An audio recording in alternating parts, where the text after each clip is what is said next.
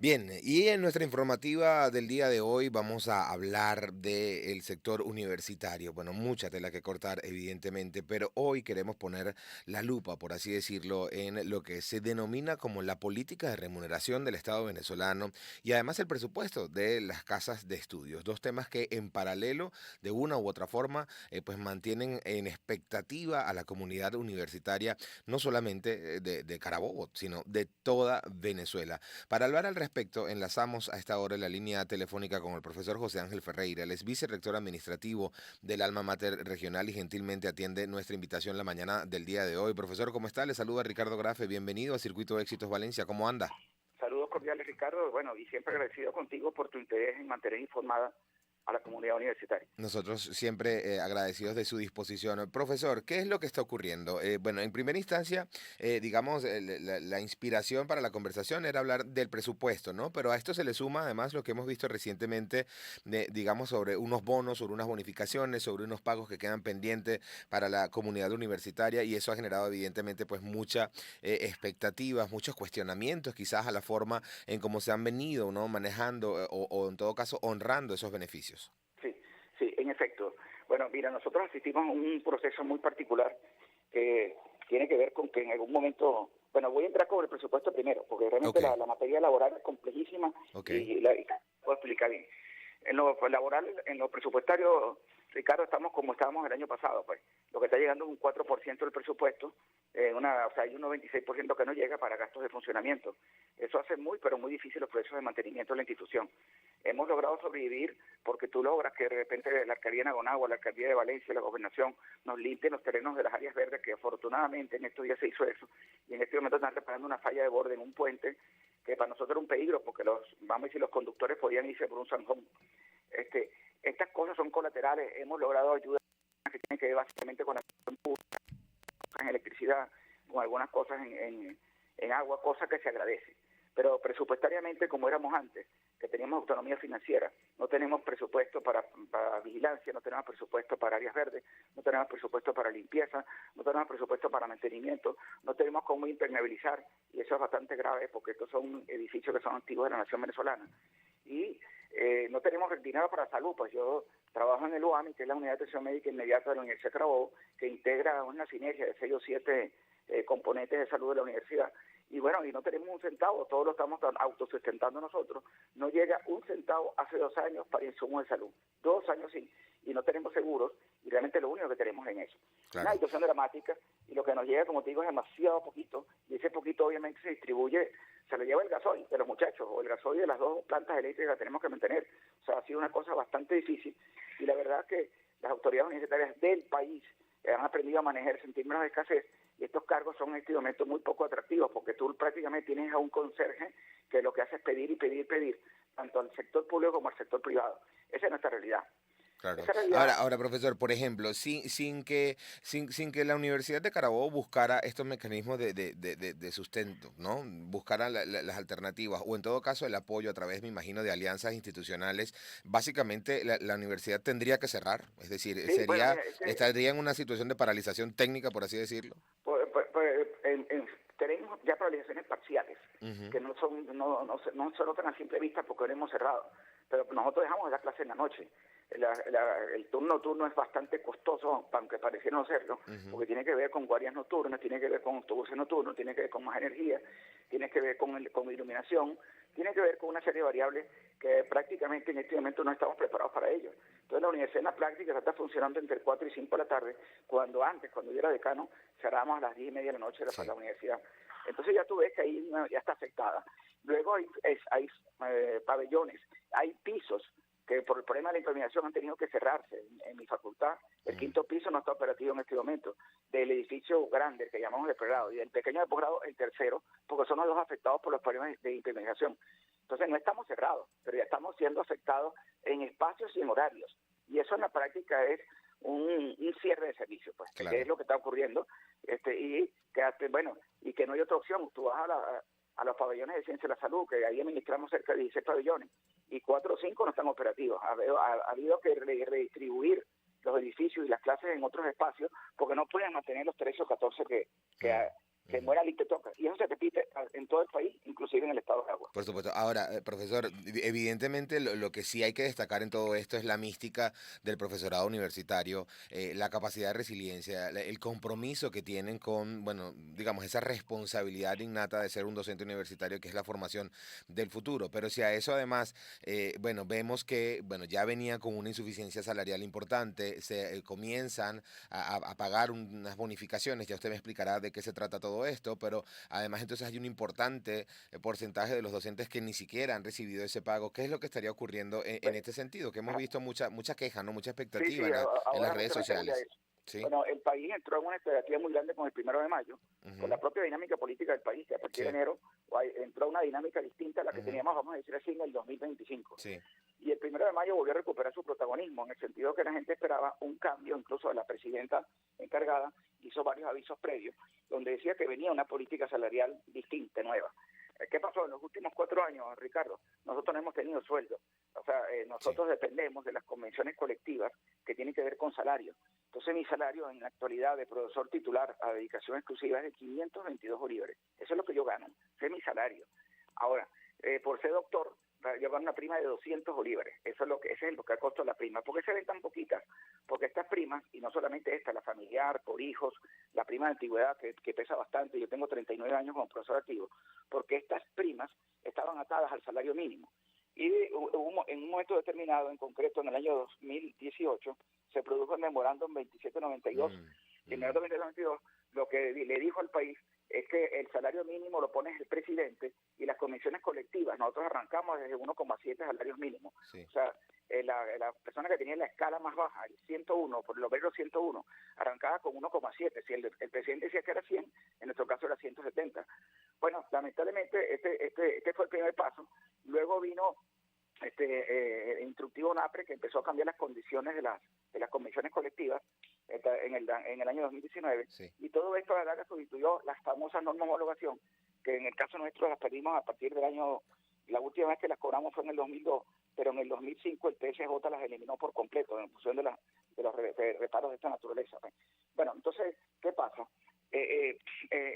Obviamente, nosotros lo que ganamos era un bono de guerra, lo último que ganamos era un bono de guerra de Ujú, $130, ujú, y ganamos $40 de cestatique, todos, activos y jubilados, y esto es bien importante, estos $40, por lo que voy a explicar posteriormente.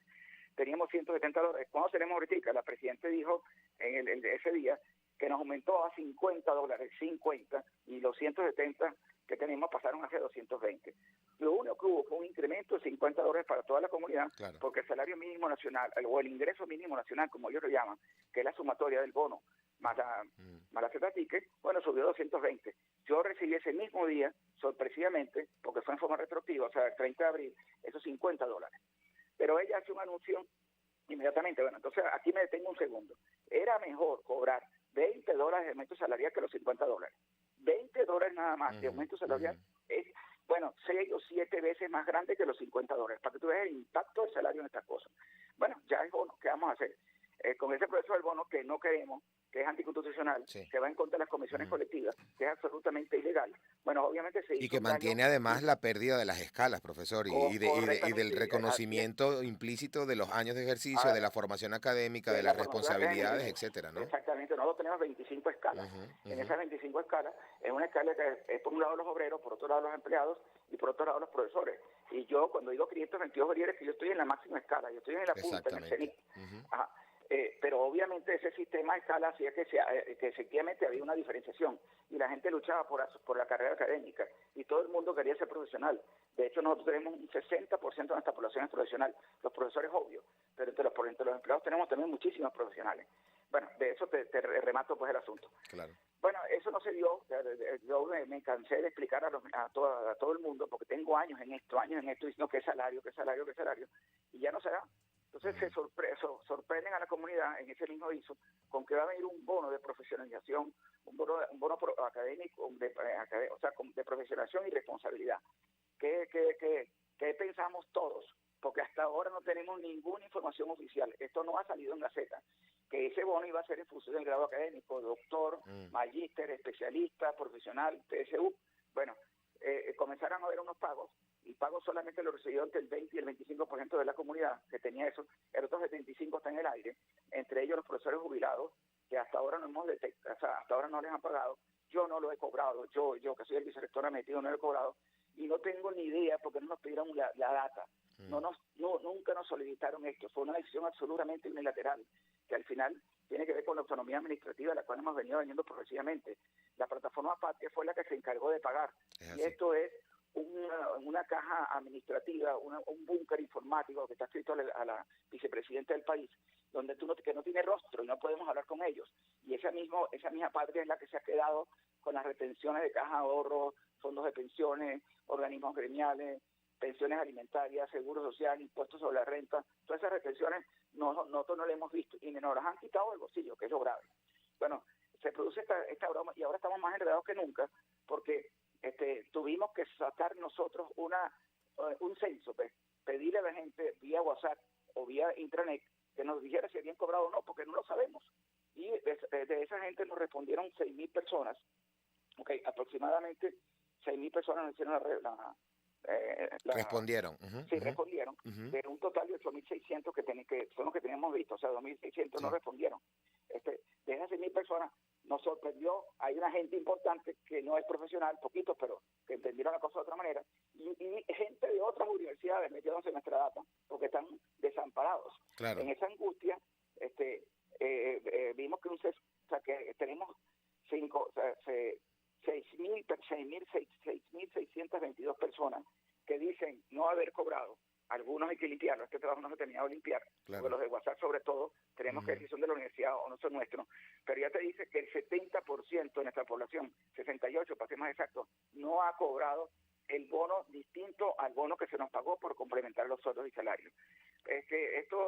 ¿Por qué es peor? Porque aquí estamos tan precarios que obviamente ya la gente tiene ese bono gastado. Claro. Y de paso, algunos que han cobrado están más enredados que digamos que el perro en bola, porque resulta que, ¿qué cobré? Hay montos distintos y montos disímiles, no saben si cobraron una prima de doctor, una prima de maestría, etcétera, etcétera. Claro, y además no reposa. Hay una reunión en Caracas, y ahora hay un rumor de que hay una especie de escala salarial para los bonos, que es basado en titular, asociado, asistente, agregado, etcétera, etcétera. Bueno, otro enredo más, porque no hay claridad. Como le digo, fue una decisión unilateral, no nos preguntaron nada nunca, y en este momento tienen no solamente a la Universidad de Carabobo, tienen a todo el país alebrestado. Por eso que tuve una presión fuerte en los medios de comunicación, porque efectivamente a todo el país. Y voy a hacer un caso aparte con los profesores jubilados de la Universidad Venezolana. Me queda un minutico, profesor. Sí, es muy rápido. Los jubilados tienen que entrar en este proceso. ¿Y por qué tienen que entrar? Porque nuestra convención y nuestro régimen especial de pensiones y jubilaciones dicen que ellos son iguales que los activos. No lo tiene todo el mundo. Nuestros colegas de bachillerato no tienen esa convención. Son una cuestión particular y que más de convención es de régimen. Entonces mis profesores en la actualidad cobran cestatiqui, solamente el que se llama Bono Salud, y cobran vacaciones. Los jubilados no cobran vacaciones en Venezuela, que se llama bono recreacional. ¿Por qué? Porque tienen los mismos beneficios. Es una cosa que tienen más de 60 años con esos beneficios. Eso no se puede perder de la ley del 70. Y eso es una cosa súper sagrada porque está comprobada, está activa, está validada en tribunales, está validada en todas partes. Entonces, si esto se va a pagar, el sector jubilado, al menos de las universidades, tiene que ser complacido, porque está en su pleno derecho. Mira, más que nunca tenemos que seguir peleando con esto, porque tú lo acabas de decir, somos gente de mística, somos gente de valores, pero obviamente esto es un maltrato muy grande, sobre todo en términos de incertidumbre, que tiene que ser revertido y aclarado. De paso, nosotros estamos apostando a Venezuela, y Venezuela somos todos, y ahí estamos todos metidos para construir para hacer un gran país. Se ha normalizado, profesor, violentar, ¿no? Los derechos en todo lo que tiene que ver con la remuneración de los trabajadores de la administración pública en nuestro país. Profesor, lamentablemente se nos agotó el tiempo. Gracias por su disposición. Un gran abrazo para usted y todo el equipo. Igualmente para ti. Amigos, cerramos con el profesor José Ángel Ferreira, vicerrector administrativo de la Universidad de Carabobo, hoy revisando aspectos del presupuesto, ya lo escuchaban, la universidad no es que esté al borde del cierre, pero ya enfrenta cierres de distintas áreas, de horarios, de unidades de trabajo debido al déficit presupuestario, un déficit que ha intentado sobrellevarse, a través de alianzas institucionales, buscando mecanismos para sustentar el funcionamiento de algunas otras, en fin, un escenario bastante complicado que además se le suma la realidad salarial de los trabajadores y docentes del alma mater regional que, ya escuchaban, cuando se anuncia esta bonificación genera expectativa, esperanza, porque quizás para usted 2, 3 bolívares no es mucho, pero para otros sí lo puede ser.